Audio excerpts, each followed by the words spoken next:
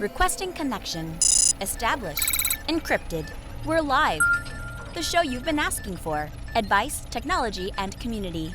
Linux first, all others second. This is Ask Noah.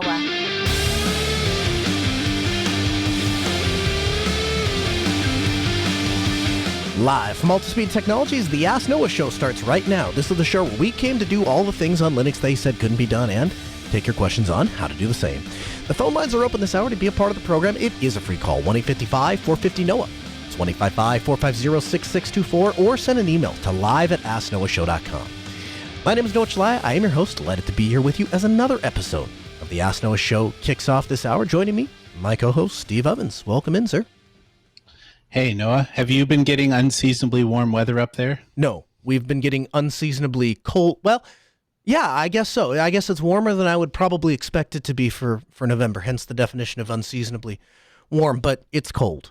I have to get my jacket on. And it was 50 degrees today. What was the average? What was the coldest it got in Canada before you moved? In my home city, it got down to minus 42 a couple years ago. Okay. All right. So you know what to expect, more or less. Yeah, it's been cold. It was one of those like, hey, don't go outside or your lungs will freeze if you're out there too long. Yeah, I question sometimes. I'm like, why do I live where the air hurts my face? And then I see some of the craziness that happens in bigger cities. I'm like, oh yeah, that's why I live where the air hurts my face. Our first email comes in from Baku. Baku writes in and says, hello, Noah and Steve and the listeners. In the last episode, the interview with Matthew Miller of Fedora was really interesting. My personal opinion towards Fedora distribution is kind of mixed. I think that for a distro, it's backed by a big corporation and follows the fixed point release model. Fedora is incredibly unstable, unpolished, and at times buggier than an evening in Louisiana. In contrast to Fedora, there's Opensuse Tumbleweed. Opensuse is backed by a big entity, just like Fedora. But unlike Fedora, Tumbleweed is a rolling release distro, incredibly stable and very polished. Linus Sebastian, in his YouTube channel, Linus Tech Tips, are like those reality shows. There's nothing real there. From an overly expressive video thumbnails to a clickbaity video titles, and the content of the video, everything is carefully scripted and rehearsed. As Frank Sinatra once sang, there's no business like show business. I have a challenge for you and Steve, Noah. I want you guys to run Opensuse Tumbleweed for a month, and after a month, I'd like you to compare your experiences with that of Fedora. What do you guys say? Come on, it'll be great fun for you guys to agree to this challenge. And he links Opensuse Tumbleweed. So I want to start here, Steve. First of all, do you agree or disagree with the assertion that Fedora is unstable, unpolished, and buggier than an evening in Louisiana? I have not found it to be unstable. I have definitely experienced paper cuts, but stability, no. I've been running Fedora pretty steadily since 20 for sure, and I've never had it just crash. I have had one upgrade go sideways on me, one in that last 15 release cycles. So I wouldn't call that unstable. I would echo that. Fedora is there. There are things to work around with Fedora, but that is true of any distribution, right? There are things that I have to work around in Kubuntu. There are things that I have to work around in Ubuntu proper. And I strongly suspect that there will be things that I will have to work around in Opensuse Tumbleweed. So for me, Fedora has been a really great way for me to keep my pulse on what Red Hat is doing. And honestly, if anything, I would say from Fedora 15, 16, somewhere in there on, I have seen an increase in reliability and production to the point that prior to 15, 16, somewhere that era, I would have told you that I wouldn't use Fedora in production unless you're a Linux guy, unless you're somebody who lives, eats, and breathes open source Linux and wants to play with those things. Fedora is a leading edge distribution. It's really not designed for general desktop use. And I don't know if that's true today. I would almost say Fedora is one of the ones that you might want to start with, particularly if you have one of the use cases that is highlighted for Fedora. And we're going to get to some articles later on in the show that kind of exemplify this. But to Baku's challenge, the Linux Delta site, which categorizes Linux distributions, and the way that we've built this is to organize distributions not only by their general review, but it has to be reviewed for your use case. Are you using it on the desktop? Are you using it on a server? Are you using it as an IoT distribution? Because all of those are going to have different things that we evaluate. And right now, if you look at desktop most reviewed, and this is, I ripped this off straight up from Amazon and B&H. When I go to order professional video equipment or professional audio gear, I go to B&H Photo Video and I sort by most reviewed. I don't sort by top reviews. I don't care if there's 3 people that think that this is the best thing ever. I'm far more concerned with the 3,000 people that gave something 4.5 stars. And if you sort by desktop distribution, most reviewed, you get 124 reviews with an average score of 4.69 for Opensuse, telling me that the majority of the community that is voting on linuxdelta.com says Opensuse is one of the best desktop distributions out there. And so my question to you, the community, and you can let us know at live@asknoahshow.com. You can come over to the Geek Lab at geeklab.ninja, and you can post there. You can call into the show and let Steve and I know any which way you want to submit your feedback. I'd be interested in taking it. But what should we be looking for in Tumbleweed, and what specifically are we comparing Fedora to? I suspect that the vast majority of stuff that you do, Steve, and the stuff that I do is going to be, we'll install a desktop distribution, we'll set up our email clients and our web browsers, and we'll have the terminal available. What other tools do you use on a daily basis that's going to be drastically different from Opensuse Tumbleweed to Fedora or Kubuntu or really any distribution? I don't think that there's much, although I will say this. Whenever I move away from the AUR, I always end up missing it because of some obscure thing that I needed to install. Like, I'll give you a really easy example. I went to install the Node MCU Pi Flasher today, and it's in the AUR. And aside from that, it's not really packaged up, so you'd have to go to GitHub and build it yourself. It's not a big deal. It's a small thing. But it's really nice to have those packages. So I, like you, I'm not sure that the challenge would be much of a challenge. Like, I'm either going to run into the weird Wi-Fi issues or I'm not. And for what I do, it doesn't matter whether I grab my Ubuntu laptop, my Arch laptop, or my Fedora laptop. Like, largely, it really doesn't matter to me because it just has to be Linux with a good terminal and a code editor. Yeah, I find myself really noticing the nuances of desktop environments more than the underlying distribution, to be honest. But yeah, I'm up for giving this a go. I'm up for trying Opensuse Tumbleweed. I struggle to commit to using it as my daily driver for 30 days simply because I'm just not at a point in life where I can blow away my production machine and start all over and then learn on the fly. Like, I kind of have to have 2 hats, one hat for getting work done and then the other hat for kind of playing with technology. But I have a machine that I use specifically for exploring technology. I'm down for throwing Tumbleweed on there and running it for 30 days and seeing how far I can get with it. And if I run into pain points, where they are.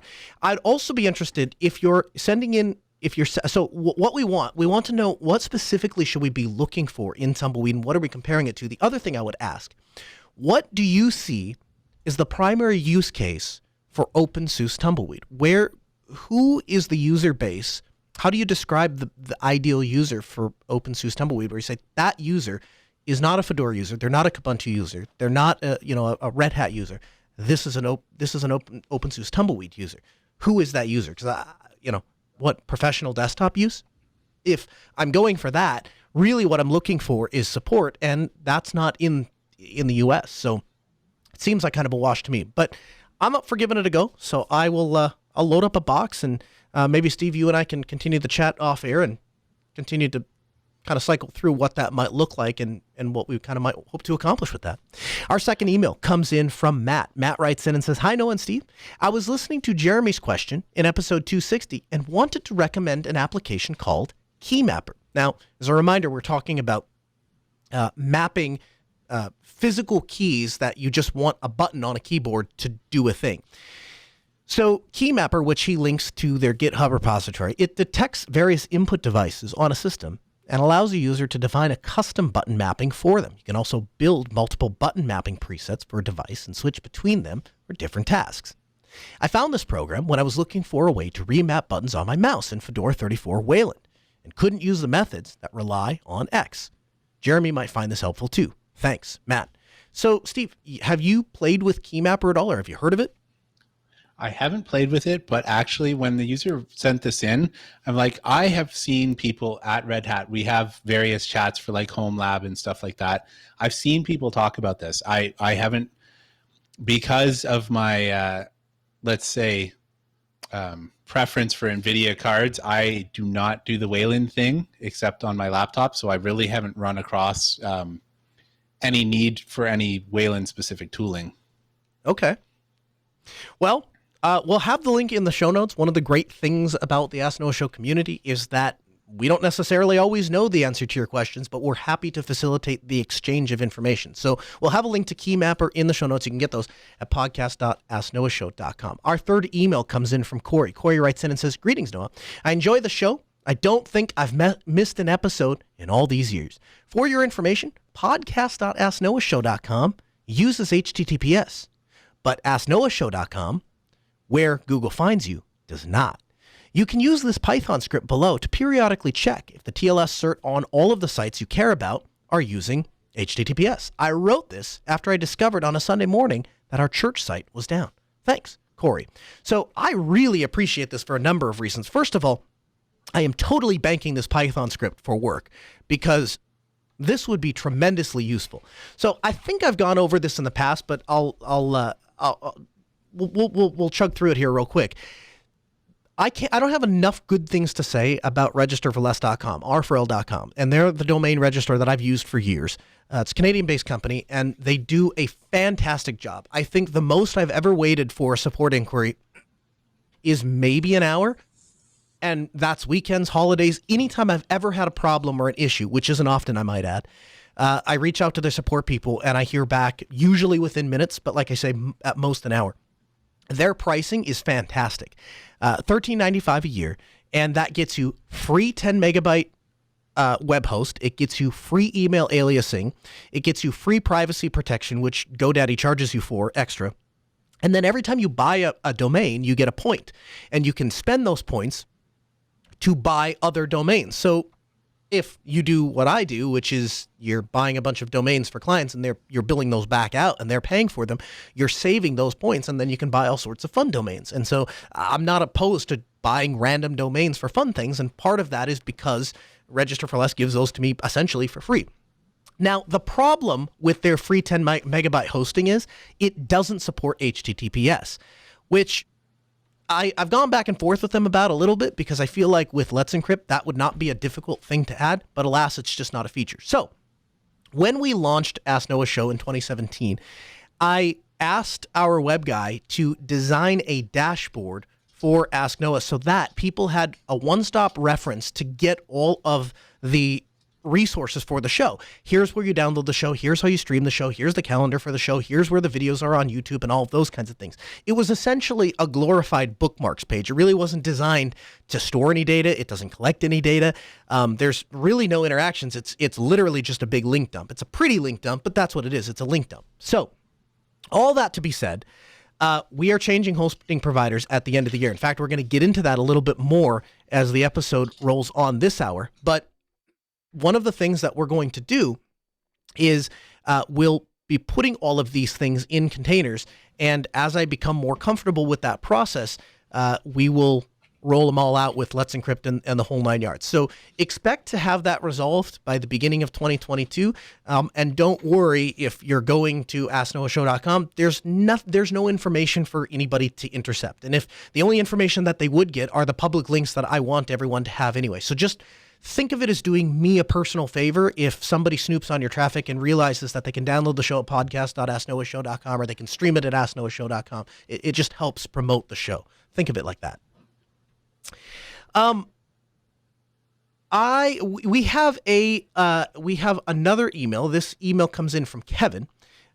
Kevin writes in and says, "Noah and Steve, love the show. Been a listener since day one. You had a question from another listener in episode 257 about inventory and help desk systems. It got me thinking about how we manage our own environment, and unfortunately, we do use a lot of proprietary systems.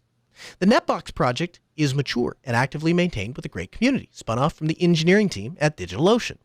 It's Apache 2.0 license, and the web UI is excellent. The API is well documented. We use Netbox as an IP address source of truth for our inventory list that we integrate with all sorts of proprietary systems, including Help Desk, with no trouble. NetDesk is great for network device inventory and the first stop for device and setup network documentation. We enter all the network devices inside of NetBox first, then we automate the device configuration as required onto other systems. It completely replaces the IP address spreadsheet. NetBox works best if you think of it that way. NetBox also allows you to integrate network inventory with configuration automation systems like Ansible and Salt. It's not great for managing things without IP addresses like keyboards, mice, displays, etc., but I suspect a lot of networks, like ours, nearly everything that matters in our team has an IP address of some sort. You can learn more, and he links to the GitHub page with NetBox. If you use this on the air, please don't use my full name. So we'll just call him Kevin, but we'll have the link for you in the show notes at podcast.asknoahshow.com. You can check out NetBox, and I appreciate you sending that in. Mario writes in and says, hello, Noah. I heard you were looking for ITSM open source management software that includes asset management. My go-to? GLPI. It's open source. It's multi-tenant. ITSM software, which includes ticketing system, problem management, change management, knowledge management, hardware, licensing, contracts, budget, project management, and more. It's very powerful and very stable, and I highly recommend it. The company behind it offers paid support services and a cloud-based version for those that do not want to self-host or don't have the resources to install it on their own. There's also a 45-day free demo available for those that want to have a quick look. You can check out at the address below. If you have any further questions, please reply to my email. Any links to the glpi-project.org, of course, again, we'll have a link for you in the show notes. So it's interesting because I've, other than Snipe IT, I've not used a lot of open source inventory management system, and so I'm not real familiar with it. So it's exciting and encouraging to hear from those of you who have been using that. And a huge thank you for reaching out and sharing that with us, because that allows us to get that information back out to the users who are asking about it. Again, if you have a question, we take your phone calls live on the air. You can call us at 855-450-6624. The email live@asknoahshow.com. You're on Ask Noah. Good afternoon. Hey, Noah. Hey, Katana. How we doing? Hey, good. How are you doing? Excellent. I just got a question for you. I want to know if you had any experience with Raspberry Pi and those hi-fi audio hats. Okay. Like Allo or Hi-Fi Berry. What I'm trying to do is I'm trying to build a streamer for my mom. My dad was a real big, huge audio hi-fi guy, and he passed away now, but he had over like 300 CDs and things that I'm flacking, and I wanted to make it easy for her to listen to over the network, because right now she has problems putting the CDs in because he had like a transport CD player and all this sort of high-end gear. So I just wanted to know if you had any experience with those Raspberry Pi sort of audio hats, and if you could make any recommendations in that regard. Yeah, you bet. So I've got experience with a couple of different ones. So I have experience with the Hi-Fi Berry, which is essentially a audio amplifier that you mount onto the Raspberry Pi. So the use case here is you mount the Hi-Fi Berry onto the Raspberry Pi, you provide it with 12-volt power. It has its own little barrel connector, and then you're able to plug speakers directly into this. So the problem ordinarily is you don't have any amplification coming out of the Raspberry Pi. So you have the little 3.5 millimeter headphone jack, but if you don't plug that into an external amplifier, you can't connect it to speakers unless they're powered speakers. So the Hi-Fi Berry Amp 2 allows you to amplify the signal before sending it out, and you can plug speakers directly in. So we pair that oftentimes with a music project called Volumio, and the nice thing about Volumio is it's a completely web-based system, so you just flash it onto the Pi, you attach the Hi-Fi Berry to it, and then you're able to plug speakers directly into the Raspberry Pi, and you log into the Volumio web interface. There's actually no authentication, so you don't log in, but you load the Volumio web interface, you point it towards a NAS, or you drop files on it, or you give it a stream URL, and music magically comes out the speaker. So it's a really great, straightforward solution to go that way. The other thing that I have had experience with is, and I can't think of the name off the top of my head, but I purchased it off of Adafruit, and it is a it's an audio interface that essentially gives you the same thing that you would get with the headphone jack out, but it's on a separate DAC. So it has its own little processor on top of it, and it's supposed to give you a slightly cleaner output. Now, I will tell you, I didn't really notice much of a difference. And if I was to do it, in fact, the Volumio system that I have at my house, I didn't use that hat the second time. I used a Behringer USB audio interface. It was cheaper, it sounded better, and it gave me optical out. And all three of those things were more beneficial than the little hat that I had. And I can't even remember the name of the one, but I didn't particularly care for it. So I'll have a link for you to the Hatberry in the show notes, and I'll have a link for you to that Behringer device if they still make it. I'm not sure that they do. Okay, yeah, that's great. One follow-up question, actually. Would that amp from Hi-Fi Berry, or I know there's some from Allo, would that have enough power to drive, it's a pair of like Totem speakers. Like, would that have enough power to drive those, or do I looking at something else? So the answer to that question is you'll get sound out of any speaker. So it's a 60-watt amplifier, and so you'll get 60 watts at 8 ohms. So you'll get sound out of any speaker. However, ideally, if you have, let's say you have a speaker that's 100 watts, ideally you want to drive it with a 200-watt amplifier. Now, you don't want to turn the amplifier all the way up or you'll blow the speaker, but you want to have available more power in the amplifier than the speaker can handle. The reason that you want to do that, because otherwise the amplifier itself will begin to clip. You'll run out of power and the audio won't sound good.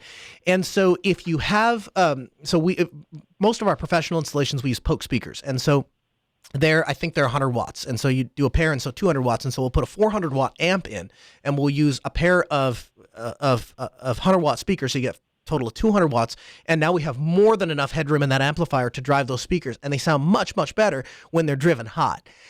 So to answer your question, it's a 60-watt amp. It depends on what your speakers are rated for. If they're rated for less than 60 watts, this is going to sound great.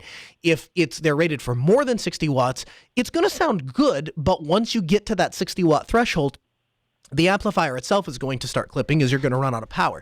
And so if you want, what I would tell you, the way I would make that decision, Kutana, is I would say if you're looking for simplicity and you want it to be easy for her to just plug the thing in and run, that's where the Hi-Fi Berry comes in and is super beneficial, because there are no cables.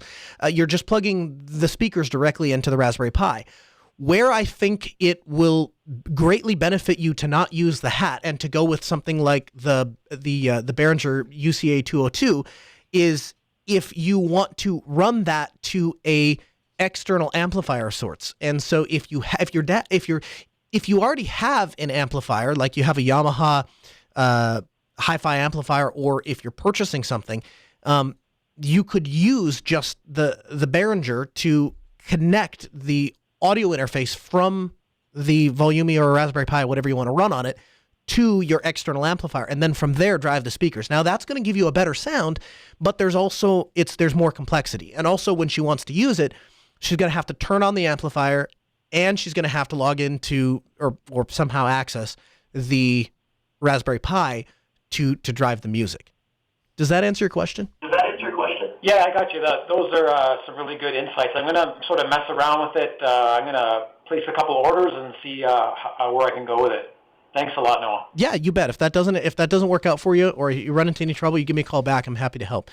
It's 855-450-NOAH. That's 1-855-450-6624. The email, live@asknoahshow.com. That is the number to join us. So you can join us via phone. You can join us via email at live@asknoahshow.com, or you can take advantage of our questions bot.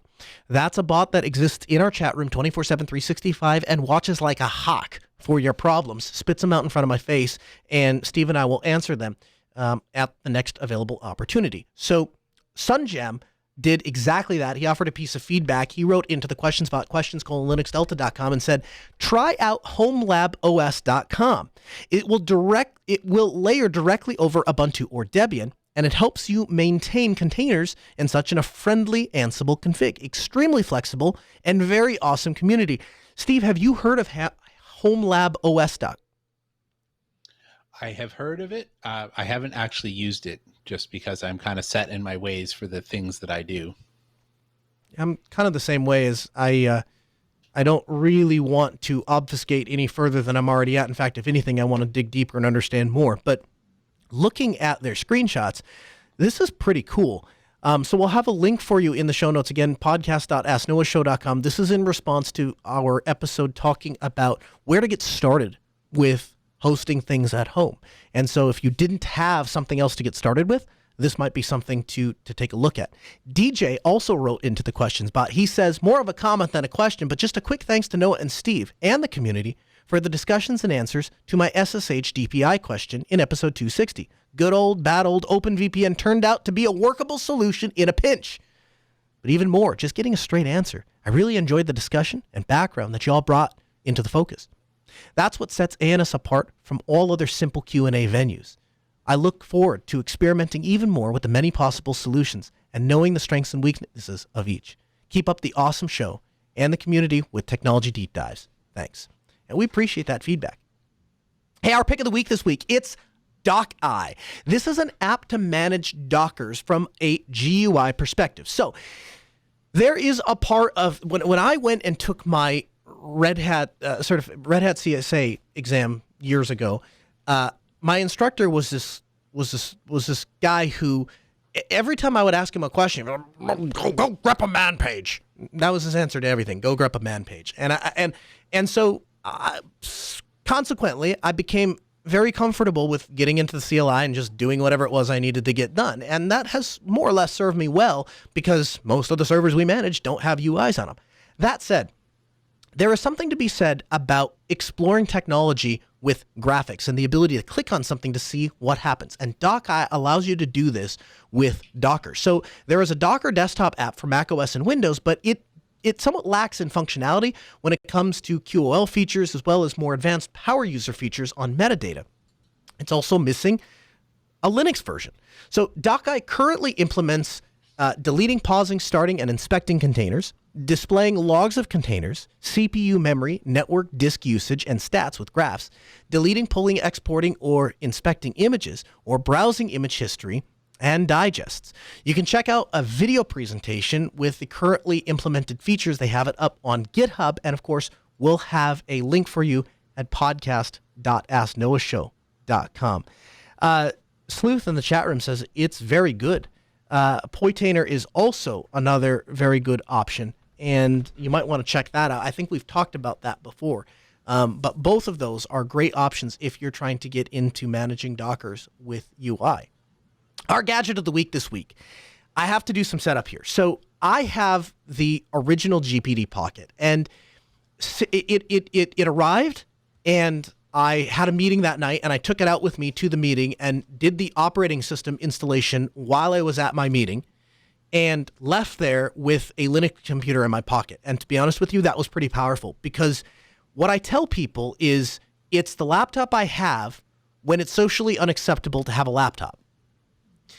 It has not left my physical possession since the time I installed the operating system. And I cannot begin to describe how much I love having a full-blown Linux PC in my back pocket at all times. Now, you'll either love or you won't like it because it depends on what you do for a living. For me, these kinds of tools make my life tolerable. When I'm sitting at my kid's choir concert or band concert or a conference or something like that, and all of a sudden, out of the blue, some catastrophic incident occurs, the ability to have a real keyboard that I can communicate with my team and say, hey, let's do this, let's try this, launch Remina and get remoted into a machine, launch an SSH session, have my YubiKey in the machine and be able to authenticate and do all of those things right from my pocket, I can't even begin to put a price tag or a value on that. My job simply requires me to have a laptop and to have access to a laptop and the internet at all times. And the GPD Pocket fits that bill in spades. And so if I get to a place, if you've been around me, spent any time with me in person, you'll figure out pretty quickly, I don't go into a restaurant without my backpack, without my laptop. I typically won't go into a gas station without have my laptop. If something happens, I just want to know that it's right next to me. And that provides for all sorts of social dilemmas because people just think it's weird to carry a laptop with you everywhere. And nobody thinks twice about carrying a phone. And the nice thing about the GPT Pocket is it's literally just a fraction larger than most people's smartphones, especially the people that carry phablets.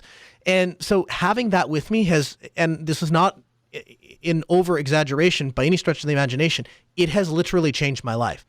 And so what the things that I like about GPT, yes, they're a Chinese company, and typically I would classify that stuff as Chinese garbage, but this is a very well-built device, and they didn't cut corners. Typically, when you're looking at smaller form factor computers, it's low screen resolution, it's a crappy processor, it's low on RAM, it's low on storage, low on battery, and it has some stupid proprietary connector to charge it. Not so with the GPT. You get a 1080p display. You get a really decent battery life. The track point mouse is absolutely fantastic on the original one. They have since gone to an optical one on the GPT Pocket 2. Get to the GPT Pocket 3. And the charger is a Type-C connector, which also supports DisplayPort. So if you think about what that means for a second, I have a computer that's barely 7 inches large, fits in my back pocket or my cargo pocket, and I can pull that thing out, plug it into a USB hub, and in a matter of seconds, I have a 24-inch monitor with a full keyboard and a full mouse, and I'm using a full-blown desktop that fit in my pocket. And I cannot begin to describe the way that that has changed my life. And you pair that with applications like super productivity, I find it very difficult to stay on task often. And having something, a piece of software that pops up and says, hey, do this thing, that's really helpful to me. And then the other side of that is when people sideline me, and anybody who's worked in IT for 5 minutes will understand what I'm talking about here. You're walking down the hallway. Hey, I have a problem with my with this computer. Would you fix this printer? Or would you fix this Wi-Fi? Or could you get the well, I'm not going to remember that. But if I can pull a computer out of my pocket and throw it into super productivity or throw it into a ticket and make a reminder, now I have a task that I can go back and address and work on. And so that tool has just been fantastic. Now, I've mostly kept that device offline, and so it's just become my little safe haven of organizing my electronic brain. Well, GPT has done it again. They've launched the GPT Pocket 3, a modular full-sized handheld PC. And in looking at this thing, you can tell that they designed this for people that work in IT. It was designed from the ground up for people that work in IT. So the killer feature of this is the modular I/O ports. So the GPT Pocket has a 3.5 millimeter jack, obviously charges with Type-C, obviously has USB on it, has a better keyboard than the original GPT or even the GPT Pocket 2. The mouse, they've gone to an actual trackpad on the right-hand side, and the buttons, both left, middle, and right-click on the right-hand side, so you can use it in a two-handed fashion and works absolutely fantastic. Now, the thing that sets this thing apart are these modular ports. So on the back, there are 2 screws. Take the 2 screws, and there is an open module. The modules that are available are a serial module, which, and again, some of you are going to say, big whoop. What do I need serial for? Well, if you're a person that works in IT and you're going into Cisco Catalyst switches and consoling in all the time, a serial port can save your butt. If you work in some sort of specialty industry where you have proprietary equipment and it still communicates on RS-232, a serial port is going to save your bacon. And finding a computer that's made in 2021 that has that functionality is almost unheard of. And the GPT Pocket does. And it's a well-built device. You can exchange that serial module for USB module if you need an extra USB port. That's really handy. Now, here's the killer feature, the KVM module. The KVM module has an HDMI input and a USB-C output. So the way that works in practice is you plug a Type-C cable in and plug it into the dead server that the client calls you about and says, hey, the server doesn't turn on and I don't know what to do. Well, get the crash card. We don't have a crash card. Okay. You know what? Don't send John back to the office to go get the crash card. Let me pull this thing out of my pocket and I'm just going to plug it into the HDMI port and I'm going to plug the Type-C cable into a USB slot and Bob's your uncle. The GPT Pocket becomes the keyboard. The screen becomes the screen of the server and you're able to locally control this device with this thing in your pocket. Now, the price is a little steep. It starts at $1,000. If depending on how you configure it, it goes up to $1,300. But there is nothing else like this on the market. Yes, there are remote KVMs. Yes, there are KVM switches. But this thing is just slightly bigger than the GPT Pocket 1, GPT Pocket 2, and in my opinion, is an IT sysadmin's dream. So now, Steve, you work in an environment where you're mostly able to work either off of your laptop or these days you're working out of your house. So I imagine you don't get into a whole lot of situations where you're like, I need a computer and I don't have one on me. But what do you think about devices like this? Is this something that you look at and say, man, that would be a dream tool, or is it meh? I think that it would be really neat. I looked at this when, a couple days ago, and I thought that'd be really neat. And then I saw the sticker price and I was like, not sure about that. But one of the things I definitely could see being handy is what you didn't mention is it comes with a stylus. And I don't know why this isn't an interesting thing for you, but for me, for something like this, I would much rather be writing something like scribbling notes than attempting to peck away at such a tiny keyboard for it. Like the keyboard is okay, but it's definitely a thumb keyboard. So if I was actually trying to do something with it, I would be using that stylus all the time. And I see the version with the stylus, just the GPT Pocket and the stylus, is only $650, and so that's a little closer to like, maybe. Yeah, that's interesting. I guess what it would come down for me is how accurate the stylus is. In my experience, anytime I've tried to use a stylus with an electronic device, what I find is I have to write so large to get the clarity that I desire that I end up taking 5 pages to write what I could have written down on a notepad in half a page or something like that. And so if the stylus is very accurate and it's a high DPI, I could definitely see that working. It says it's got 4096 levels of pressure. So yeah, I assume that's fairly high. I've actually, on a side note, I've been really happy with my XP pen for this kind of reason. I hook it up to my desktop and I use it all the time with clients when I'm scribbling notes or whatever, doing presentations. So I've really warmed up to having a stylus that works pretty well. Now, do you take your notes on the computer, or do you write them down on like a notepad? Normally, I write them down on a notepad. However, because of the size of this thing, I could absolutely see myself taking it out, scribbling some note that I wanted to remember. Like, I don't know how many times it is where I'm out walking and I'm like, I need to remember to go back to this chapter of this audiobook that I'm listening to. And then I never do because I have nowhere to take that note down. Yeah, that's my life, basically. You get about 30 seconds to a minute with me, and then my goldfish brain has dismissed whatever it is you told me. So let me ask you this.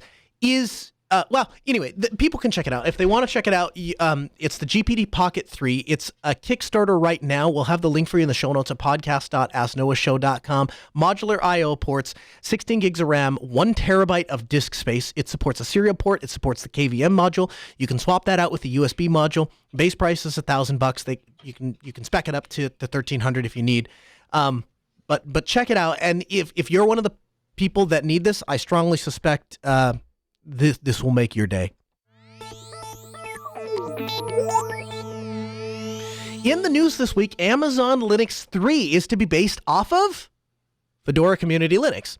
So Amazon Web Service released an early version of its upcoming distro, Amazon Linux 3, which is based off of Red Hat's Community Linux Fedora. Now, with Fedora as an upstream, the new Amazon distro, AL 2022, is extremely stable after extensive package stability testing and contains all of the available security updates. In addition, it's optimized for Amazon EC2 and integrates seamlessly with the latest AWS features and many AWS-specific tools.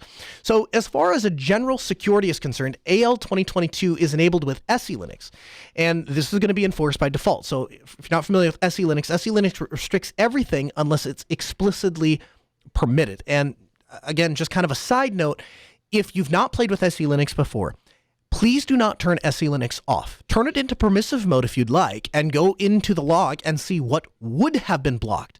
But please don't disable SE Linux, because if you do, you'll never learn how it works, why it works, and you forego the incredible protection that comes with SE Linux. Now, AL22 is available in preview in all commercial regions and can be launched from the AWS Management Console, AWS Command Line Interface, AWS tools for Windows PowerShell, or run instances in AWS CloudFormation template.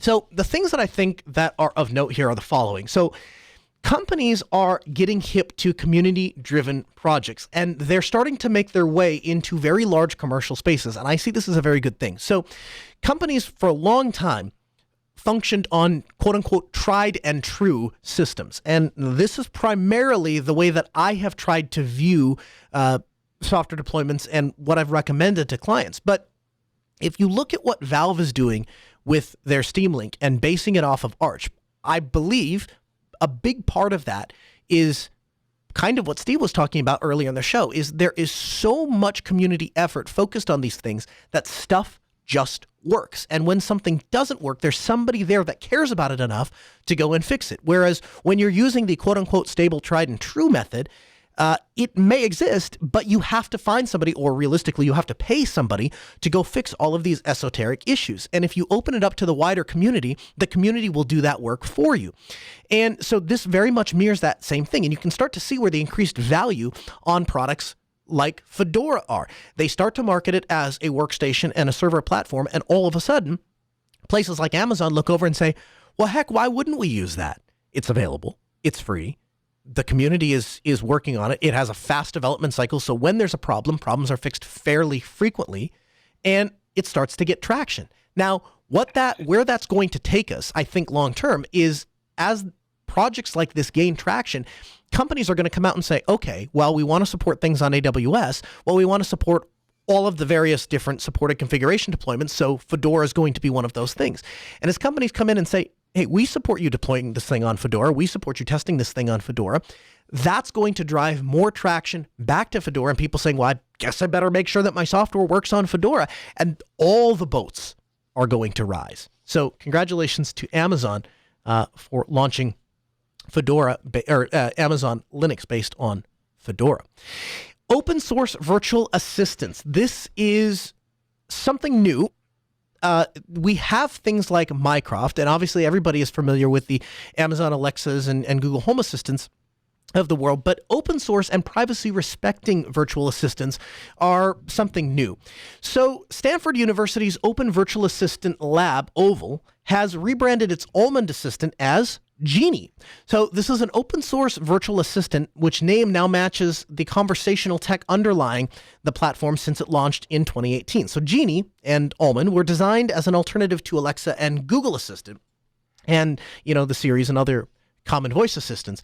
The Stanford computer systems designer, Dr. Monica Lamb, set up Oval to create a decentralized virtual assistant that stored and shared information based on user preferences, and this is the important part here, without mandates from a company. Almond's success led to a discussion of a rebrand with making a commercial product out of this academic experience. And so the group wanted to come up with a word that would be useful regardless of the language spoken. They landed on Genie. So there's a couple things of note here. First is there is a crowd-sourced repository of skills with over 150 skills, over 1,000 IoT devices called Thingpedia.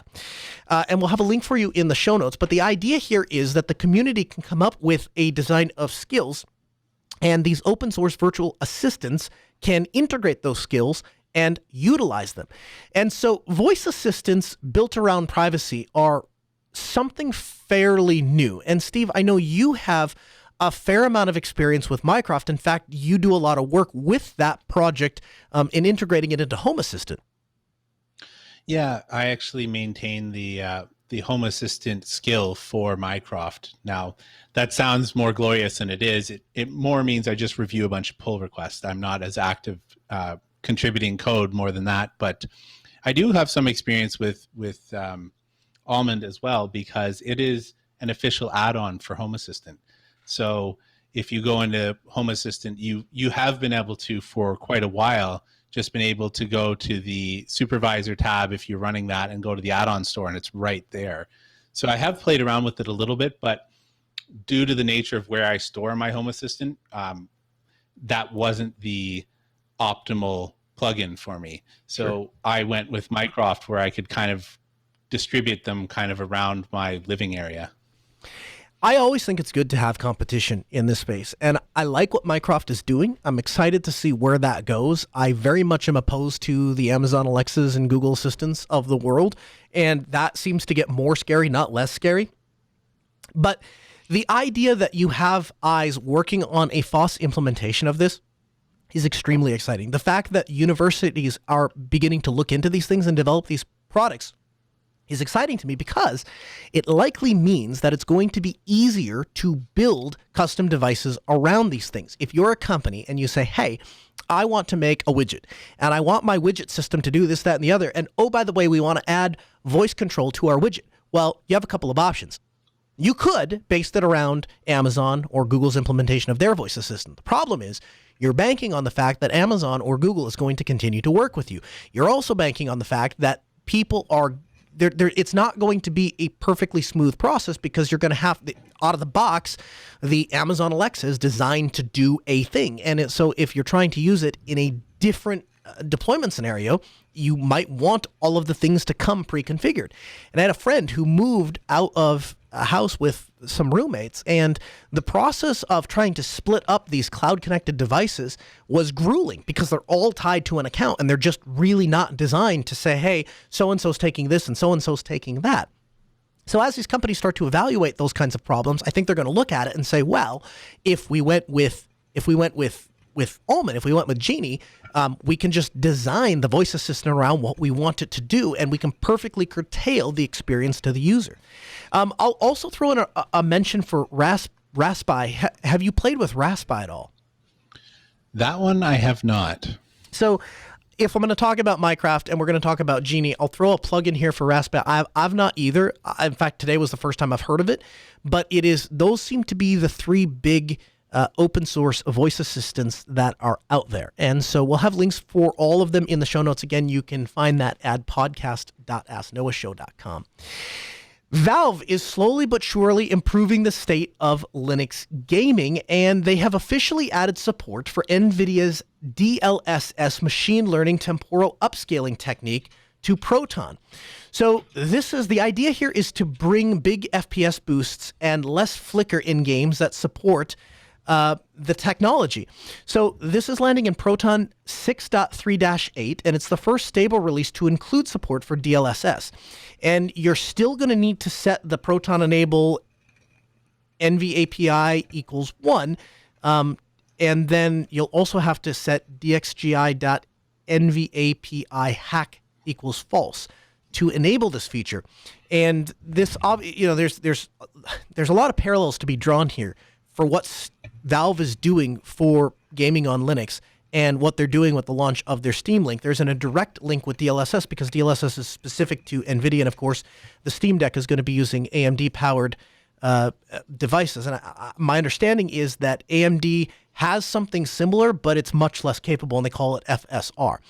Either way, it is exciting to me that these companies are continuing to look over at Linux and saying, hey, you know what?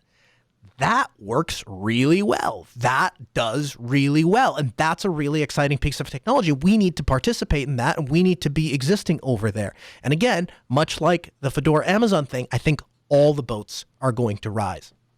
A quick mention for LibreReddit. This is a private front end for Reddit. So if you're in the Reddit community, but you don't like the tremendous amount of data that Reddit collects, check out LibreReddit. LibreReddit is a private front end like Innovis, but for Reddit. You can browse the coldest takes of unpopular opinion without being tracked. And again, Reddit tracks a lot of data, but Reddit logs nothing. It doesn't use any JavaScript by default, so there's no client-side monitoring even possible. There are 35 various community-hosted instances that you can use to access LibreReddit, and one can spread their traffic across multiple instances for more privacy. 7 of their instances are .onion services, so you are able to access them via Tor. Now, LibreReddit doesn't support logins, and so using cookies and a process that they outline, you can subscribe to subreddits, but you're not able to make posts. It's really more for browsing Reddit. You can check out LibreReddit. We'll have a link for you in the show notes at podcast.asknoahshow.com.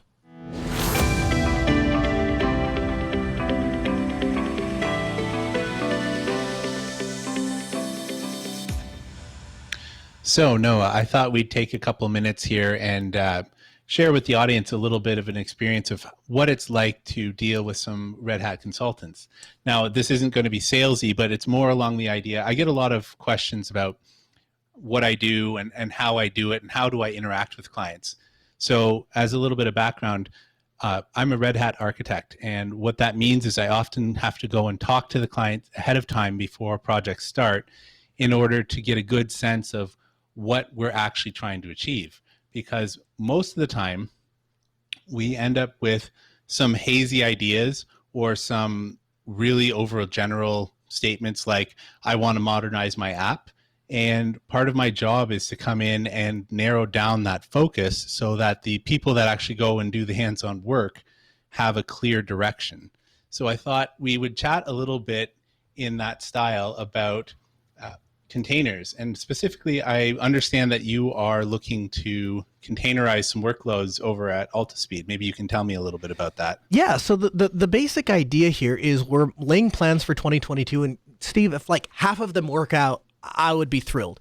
But part of the plan is to move into our own data center and have high availability for our servers. We're going to virtualize with over it. And my thought is to start using containers to host the individual services. We're going to start with web servers, but we'll probably move on to other things. So I guess my first question to you, Steve, am I going down the right track? Are containers the right choice for hosting, I would say, 50 to 60 websites?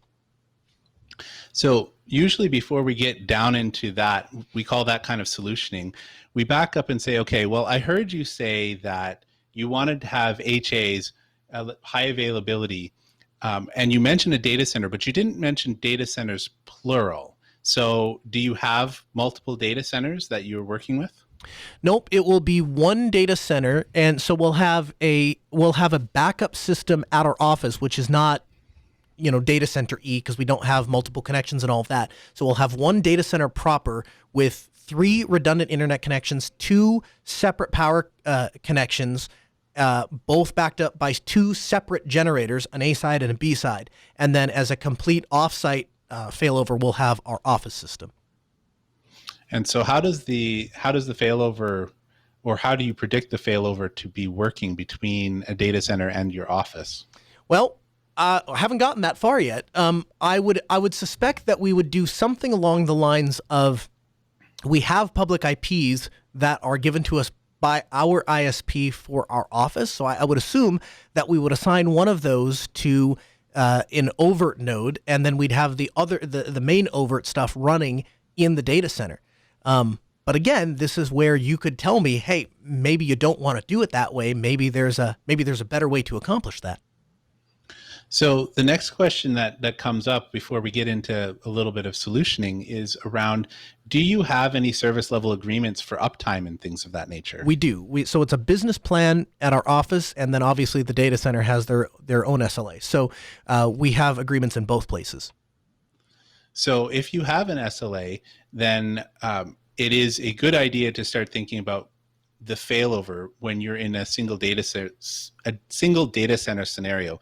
The reason why I'm kind of hitting this is because oftentimes we get caught up in this idea of implementing a technology, but we completely are missing the boat when it comes to the business drivers. And if the business driver for this is high availability, but we're only really supported by one data center and then some failover, that process is going to eat into your SLA, then the question of having all this fancy redundancy inside of your data center might be an over-engineering feat that adds complexity and may increase your downtime as opposed to actually helping you out. Okay, so let me ask you this.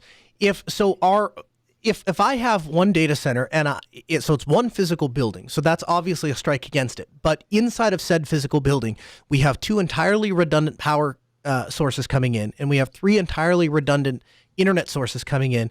If I have 2 physical hosts, is there an advantage of setting high availability up between those 2 hosts? So if host A goes down, we go to host B.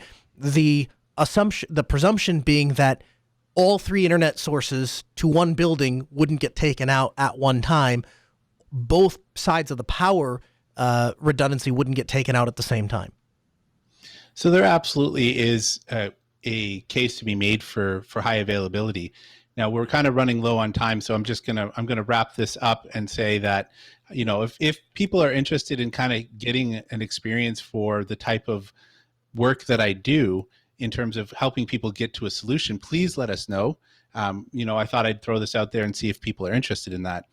But to get back to your point, when you're talking about service level agreements, every 9 that you add to your agreement, so 99%, 99.9%, and so on, adds 10x of cost, complexity, and just overall difficulty.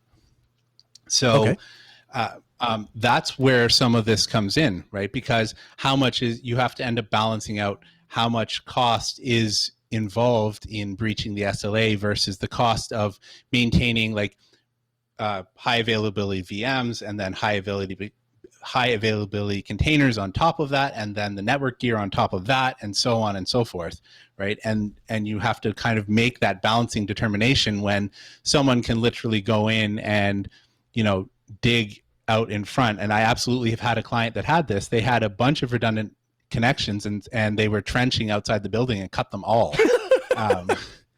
It absolutely happens, right? Where there's some emergency roadwork that has to happen, and all that redundancy is out the window. Well, let me back up a little bit then, Steve. Let me tell you what my end goal is, and you help me understand what I need, what my in-between steps are to get there. So here's where I'm at.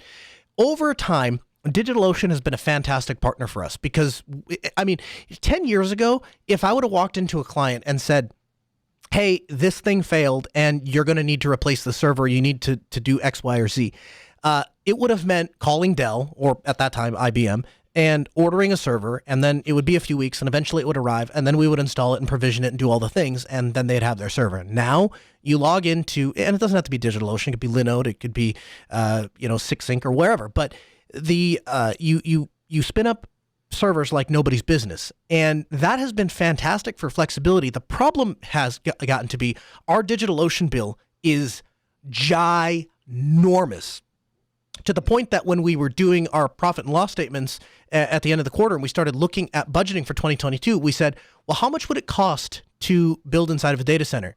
That's it. How much would it cost to build inside of a data center and buy all new hardware? That's it. How much would it cost to build inside of a data center and buy new hardware and swap it every 5 years? That's it.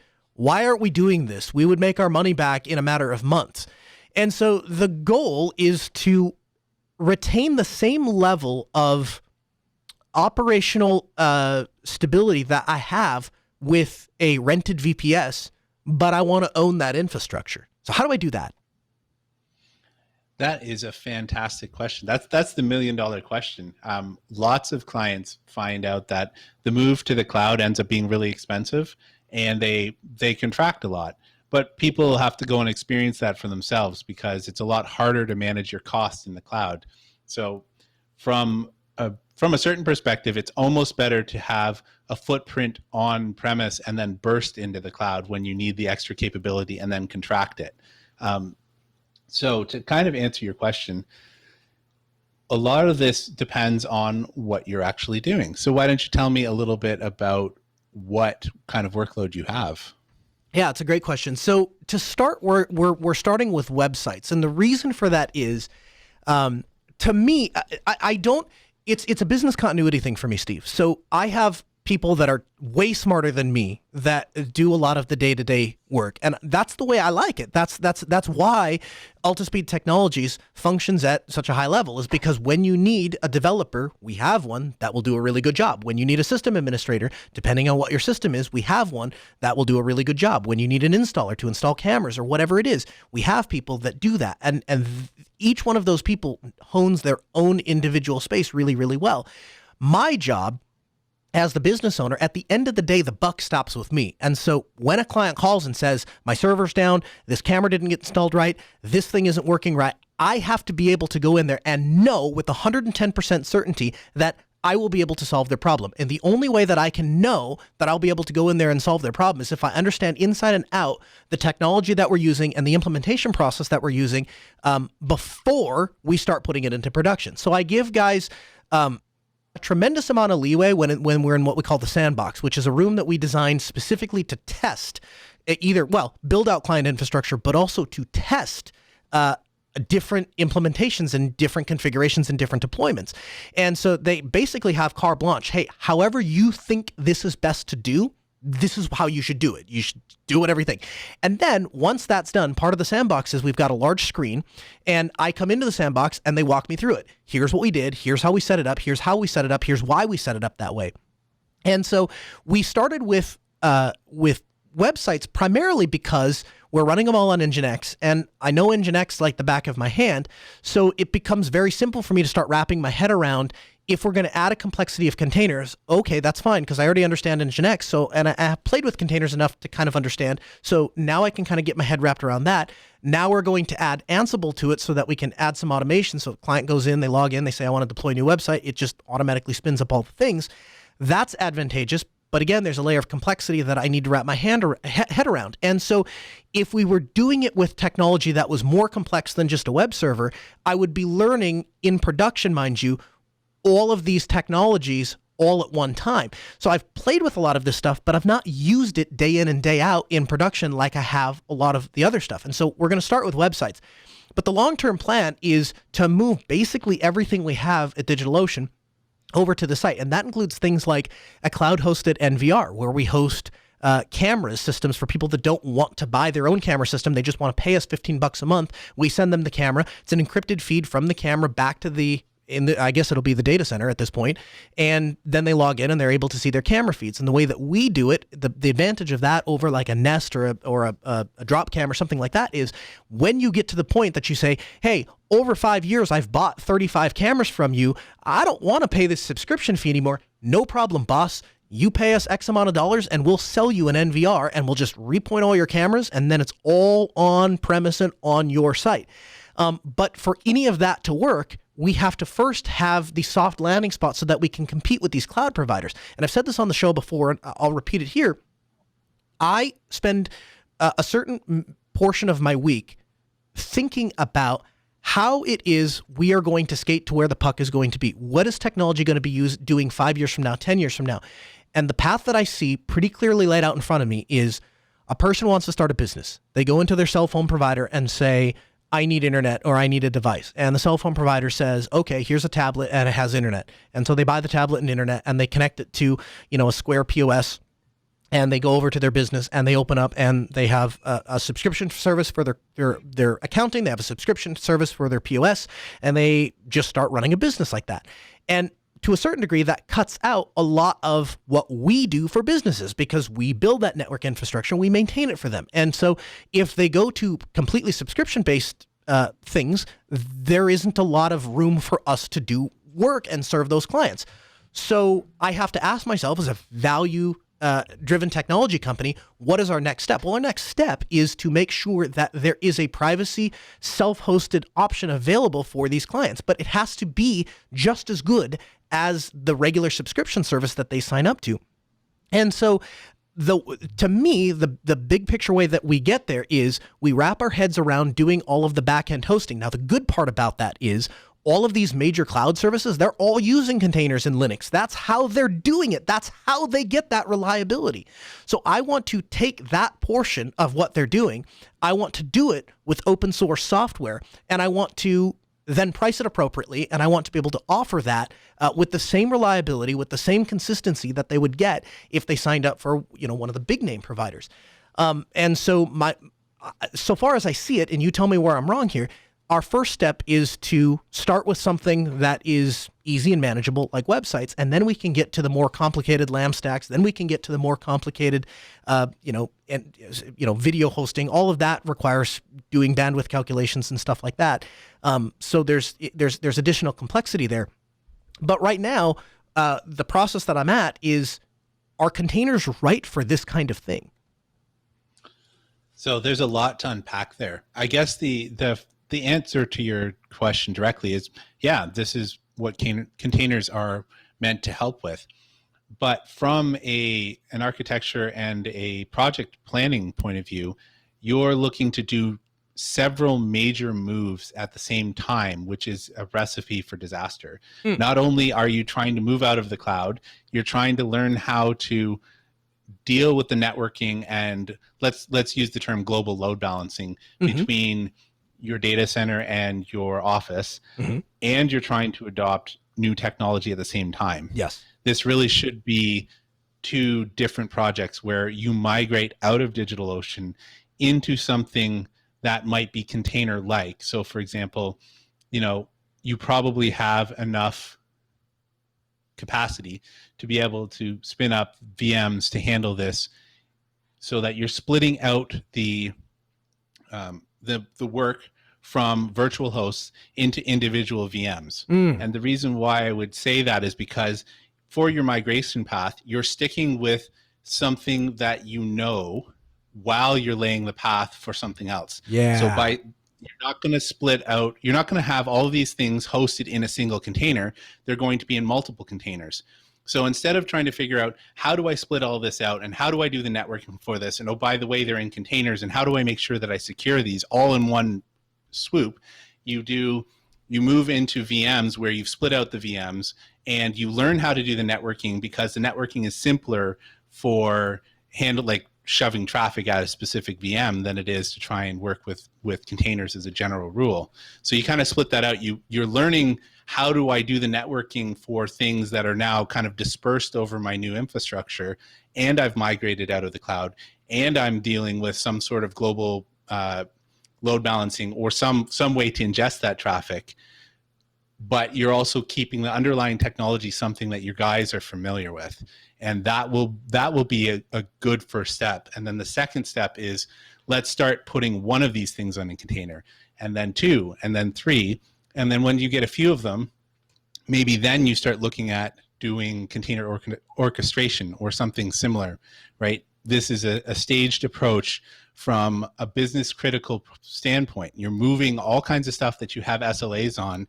Let's not throw in too many variables, because where did it break? That's excellent advice. So I like what you're saying, and really you're approaching it from the other side. So I was starting with, well, let me get comfortable with the technology exactly the way that I would want it, and then add the production stuff into it and say, okay, now we're ready to land this in a nice soft spot. What I'm hearing from you is, go ahead and start with the production stuff, but start with the production stuff on something will work well. And interestingly enough, your VM suggestion appeals greatly to me, because we manage this for clients all the time. And indeed, we have a virtual host at our office that runs all sorts of services. So just picking that up and moving that into a data center, giving it a public IP and a much bigger pipe and redundant power is a trivial thing, actually, really, to wrap my head around. And then add the complexity down the road is what I'm hearing. Yeah, and the reason for this is because it's not like you can't mess around with containers in the back end, but you're really talking about two different projects. You're talking about a migration from one platform to another, regardless of what that is. And then you're talking about what we would call a modernization project. And you really shouldn't try and do both at the same time, unless you've got a lot of manpower and a lot of expertise that you might be able to draw on. It is possible, but it's risky. No, it's actually not something I have the manpower. In fact, one of the questions that came up in our exploration meetings when we first started talking about this is, we asked the question, is this really what we want to do? Are we an IT company that serves other people? Should we be trying to manage all of this stuff ourselves? Or do we want to get into this? But, again, kind of referencing back what I was talking about, going to where the puck is going to be, it appears to me that what customers are going to want 5-10 years down the road is going to be provided something like, hey, we have a platform, you sign up for it, you get OwnCloud, you get Element, you get cFile, you get all of the things that you'd get with Dropbox and G Suite and Slack, but it's open source. You can self-host it if you like, and these guys are willing to work with you because they want to come alongside you and help you understand your technology. They're not trying to take it away and trying to enslave you into another company. And so long term, it seems to me like containers are where to eventually get to. So I really like that. So Steve, we want to continue this discussion. And so what we're doing is we're going to ask you, if this sounds interesting to you and you say, hey, I too would like to learn more about high availability, about containers, about Kubernetes, about clusters, about OKD, about Overt, send us your questions, send us your thoughts, send us your reflections at live@asknoahshow.com. You can also send it in via the bot, questions:linuxdelta.com. And we're going to do a full episode on this on December 21st. And so if we're going to take your feedback ahead of time, if there's anything that you say, hey, that's super interesting, I really want to know more about this, that, or the other, you can do that. Now, on December 9th, we're going to be doing a special event. It's the Altispeed Technologies Roundtable. And over the years, I have been asked countless times, what's the origin story of Altispeed? And I've briefed over parts of it at times. But how did you get started? Why do you do what you do? How did you get to where you are? How could I flat out rip that off? How do I do that? And so we're going to do that. I've invited my team at Altispeed. I've said, come on, let's sit down and let's talk about how we serve clients and why we serve clients and why we're grateful for the opportunity to be servants. And so we're going to be recording that on Thursday, December 7th. It'll be at 6 p.m. Central. Thursday, December 9th. It'll be recorded Thursday, December 9th at 6 p.m. Central at AskNoahShow.com. It'll be released as a special episode. We're not going to be confined to our normal radio hour. So if it runs long, that's fine. We would love to hear your questions. We'd love to hear your comments. You're welcome to join us live for the show, and we'll have the entire team here, and it's going to be fun. And we're going to talk about the story. I don't know how much of our plans of 2022 we're going to get into, but it's going to be an exciting episode. So December 21st, the Kubernetes and containers. If you want to hear more about this, please help us guide the discussion. The show exists to serve you, the community. So the more that you can help me understand what it is that we can do to serve you and how we can guide that discussion, the better that will be. And then December 9th, the Altispeed Technologies origin story, that will be streamed at AskNoahShow.com. I'd also invite you to check out Open Source Voices, a new episode with Richard Brown. If we're talking about Opensuse, this is the guy that you want to listen to. So he's a Linux distribution engineer at SUSE and a former chair of Opensuse, and he joined my producer, JT Pennington, on Open Source Voices. You can learn more at opensourcevoices.org. Latest episode 23. The music in our ears means we're out of time. If you'd like to hear more, you can go to podcast.asknoahshow.com. There you'll find all of the articles and references we used for the show, as well as the entire back catalog. This show is recorded every Tuesday at 6 p.m. Central at AskNoahShow.com. You can follow us on Twitter to get the latest. You can follow the show at AskNoahShow. He's at Linux Ovens. I'm at Colonel Linux. We'll see you next Tuesday at 6 p.m. Central at AskNoahShow.com. Have a good week.